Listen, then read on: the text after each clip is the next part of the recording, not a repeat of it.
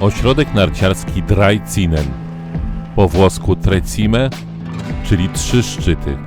Ponad 100 km tras narciarskich położonych we Włoszech, najbliżej Polski z wszystkich tamtejszych. Przyjrzyjmy się mu bliżej. O, idealnie. Znajduje się w Tyrolu Południowym, tuż przy granicy z Austrią. To ta niemieckojęzyczna część Włoch, stąd wszelkie nazwy są tu raczej po niemiecku. Nazwy włoskie to te na dole małym druczkiem. Mamy tu oczywiście pełen przegląd tras. Od długich, spacerowych niebieskich, właściwie takich szlaków, poprzez niebieskie prawdziwe, bardzo fajne, długie, czerwone, do solidnych, czarnych, dla twardych ekspertów. Poza kilkoma odseparowanymi częściami, o których nie będę tu opowiadał, ośrodek składa się z 2 zasadniczych części, połączonych łącznikiem. Północna, tu na dole, na górze Elmo, i ta południowa, po drugiej stronie mniejszej doliny, na stokach głównej części masywu Dolomitów Seksteńskich. Nazwa ośrodka pochodzi od słynnych 3 cim. Trecime di Lavaredo to symbol całych Dolomitów. Te majestatyczne turnie wznoszą się na wysokość około 3000 metrów. Kojarzy je w zasadzie każdy, kto słyszał o Dolomitach. I tu dochodzimy do takiej drażliwej kwestii. Nie jeden, słysząc nazwę ośrodka, założy, że szczyty te będzie mógł podziwiać z tras. Jak je widać? O, no właśnie. Jak tak stanę, to widać, jak tak nie widać. Niech każdy sam oceni, czy ta nazwa to jednak nie jest marketingowa przesada. Jednym z dogodnych parkingów jest ten w miejscowości Seksten. Na górę wjeżdżamy porządną gondolą. Jesteśmy teraz w północnej części ośrodka na górze Elmo. Cała kopuła szczytowa pokryta jest gęstą siatką tras. Obok siebie biegną niebieskie, czerwone i czarne. No jak tu się stanie, to 3 cim nie widać. Na rozgrzewkę zjeżdżamy sobie niebieską. No ale bardziej interesujące są tu dłuższe trasy. Możemy zjechać do samej doliny czerwoną albo czerwonymi i czarnymi. Czerwona 13 o długości prawie 6 km, licząc z niebieską 16 i spadku prawie 1100, szczególnie przypadła nam do gustu. To jedna z najfajniejszych tras, jaką zjeżdżałem w życiu. Mamy tu 2 warianty trudności. Na górze ma odcinek czarny, ale można go objechać.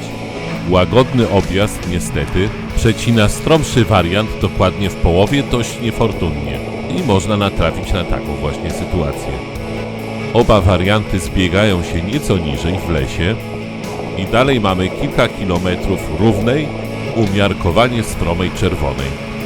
Trasa co prawda nie jest zbyt widokowa, bo prowadzi przez las, ale w moim odbiorze nie jest ani trochę nudna. Nie ma też zupełnie żadnych płaskich odcinków, które potrafią zepsuć wiele innych czerwonych. A i bez tego jej długość jest całkiem imponująca. Może to być wadą, ale i też zaletą, że biegnie ona przez las północnymi stokami i w zasadzie przez cały dzień jest zacieniona. Na koniec zjeżdżamy pod gondolkę do miejscowości Wersza.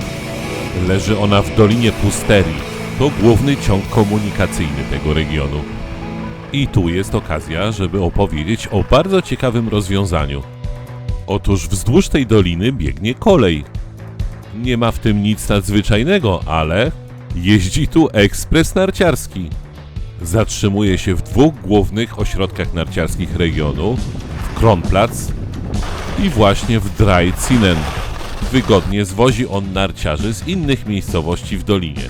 Ale najbardziej niesamowite jest to, że część peronów jest wspólna od razu i dla pociągu, i dla gondoli. Kolej jest w cenie karnetu narciarskiego, oczywiście jeżeli mamy wspólny karnet do wielu ośrodków, czyli Dolomiti Super Ski. Kiedy już się najeździmy w północnej części, możemy skierować się łącznikami w kierunku na południe. Główną osią komunikacyjną jest tu trasa numer 11. Pomimo czerwonego oznaczenia w znakomitej większości jest to łagodna, miejscami trochę wąska nartostrada. Na 3/4 długości jako trasa zjazdowa w sumie nie ma większego sensu. No ale jak wspomniałem, jest to łącznik. Pod koniec możemy zadecydować na lewo do wyciągu, do dalszej części ośrodka, albo możemy też skręcić w prawo z pozoru sympatycznym, łagodnym stokiem. I tu uwaga! Na mapce są zaznaczone obok siebie czarna i czerwona. W rzeczywistości jest to dość stroma czarna z takimi ucieczkowymi zakolami. Wiele osób może je przeoczyć i znaleźć się nagle w za trudnym dla siebie terenie. Na koniec odbijamy wzdłuż doliny do parkingu w Zeksten. Skąd na górę możemy się znów dostać gondolą. Aby dostać się do dalszej części ośrodka, trzeba wybrać wspomnianą wcześniej gondolę. Ma ona jedną stację pośrednią, na której nie można wysiąść. A jest tak dlatego, że w drugą stronę pod gondolą prowadzi trasa czarna, ale tylko do stacji pośredniej. Dalszą część w dół należy pokonać już gondolą. Przeglądając starsze wersje planów, można zauważyć, że trasa ta w ostatnim czasie poczerniała. Tak sobie zgaduję, że pewnie dlatego, że miała wcześniej celowo obniżoną wycenę, żeby nie zniechęcać przejeżdżających. Być może ten sam problem dotyczy trasy 41. Jest to malownicza, całkiem długa trasa czerwona, która zdaje się być dla wielu przejeżdżających nią zbyt trudna. W górnej części ma krótki niebieski objazd, ale niewiele on wnosi do tematu. Wersje o trudności tej trasy potwierdzają komentarze w internecie. Faktem jest, że taki trudny, wymuszony łącznik bardzo szybko pokrywa się muldami. Klasyczny tego przykład można odnaleźć na przykład w naszej podtatrzańskiej Białce. Szczególnie stroma jest końcówka. No jest to w zasadzie czarna. W związku z tym przygotowano tutaj, podobne jak już widzieliśmy przedtem, ucieczkowe objazdy. Czyli tak naprawdę fragmenty drogi jezdnej zaadaptowane pod narty. I w ten sposób docieramy do asfaltówki, po której kursują autobusy wzdłuż doliny. Oddziela ona masyw Elmo od głównej części Dolomitów. Także ta część ośrodka przed nami leży w Dolomitach Seksteńskich. Tu również mamy szeroki wybór tras o różnym stopniu trudności. Na przykład taka trójka. Na całej długości naprawdę łagodna. Ma prawie 4 km długości przy 600 metrach spadku. To nie jedyna niebieska tutaj i jest ich tu więcej. Tą część ośrodka, oprócz krzeseł, obsługują dwie gondole. Owa trasa 3 ma też swój ekstremalny wariant. Zarówno 3A w górnej części, jak i położona niżej 3B są naprawdę strome. Stąd ruch tutaj raczej niewielki, bo w tej części ośrodka sporo jest rodzin z dziećmi i osób dopiero się uczących. Oprócz czarnych i niebieskich mamy tu oczywiście kilka bardzo sympatycznych czerwonych. Chodzące tu krzesło jest stosunkowo nowe. Według planów mają z czasem pojawić się kolejne, a ośrodek znacznie urosnąć. Zobaczymy. Uwagę na planie przykuwa kilka tras oznaczonych cyframi rzymskimi. Na przykład 1 to Nartostrada, sprowadzająca do Przełęczy.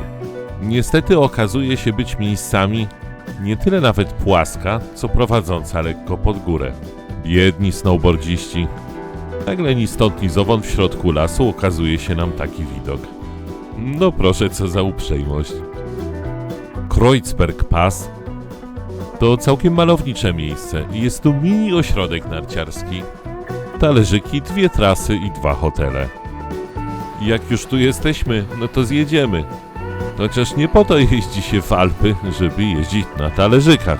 Trasy okazują się krótkie, ale bardzo przyjemne. Niewielka, niepołączona bezpośrednio część ośrodka znajduje się jeszcze dalej za Przełęczą. Ale my się tam już nie wybieramy.